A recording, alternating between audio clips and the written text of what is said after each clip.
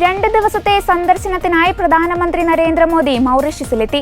12-ാം തീയതി നടക്കുന്ന മൗറീഷ്യസിന്റെ 56-ാം ദേശീയ ദിനാഘോഷത്തിൽ നരേന്ദ്രമോദി മുഖ്യാതിഥിയാകും. ഡൊണാൾഡ് ട്രംപിന്റെ നടപടികൾ ആഗോളതലത്തിൽ വലിയ ചലനം സൃഷ്ടിക്കുമ്പോഴാണ് മോദിയുടെ സന്ദർശനം.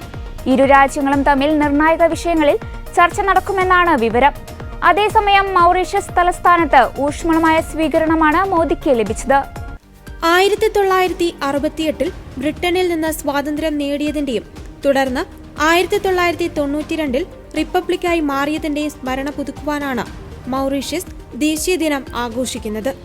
ഇത്തവണത്തെ ആഘോഷ പരിപാടികളിൽ ഇന്ത്യൻ പ്രധാനമന്ത്രി മുഖ്യാതിഥിയാകുമെന്ന് വിദേശകാര്യ മന്ത്രാലയം വക്താവ് രൺധീർ ജയ്സ്വാൾ എക്സിൽ കുറിച്ചിരുന്നു. പ്രധാനമന്ത്രിയുടെ സന്ദർശനത്തിനിടെ പ്രതിരോധം, വ്യാപാരം, സമുദ്ര സുരക്ഷ എന്നീ മേഖലകളിൽ ഇന്ത്യയും മൗറീഷ്യസും തമ്മിൽ കരാറിൽ ഏർപ്പെടും.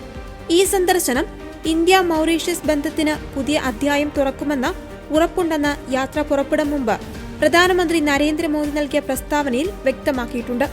മൗറീഷ്യസ് പ്രധാനമന്ത്രി ഡോക്ടർ നവീൻ ചന്ദ്ര രാങ്കൂലമാണ് മോദിയെ രാജ്യത്തേക്ക് ക്ഷണിച്ചത്. 2 ദിവസം മോദി മൗറീഷ്യസിലുണ്ടാകും. പോർട്ട് ലൂയിസ് വിമാനത്താവളത്തിൽ മൗറീഷ്യസ് പ്രധാനമന്ത്രിയും ഭാര്യയും ചേർന്ന് മോദിയെ സ്വീകരിച്ചു. ഇവർക്ക് പുറമെ രാജ്യത്തെ 34 മന്ത്രിമാരും മറ്റുന്നത ഉദ്യോഗസ്ഥരും ഉൾപ്പെടെ 200ഓളം പേർ മോദിയെ സ്വീകരിക്കുവാൻ വിമാനത്താവളത്തിൽ എത്തിയിരുന്നു.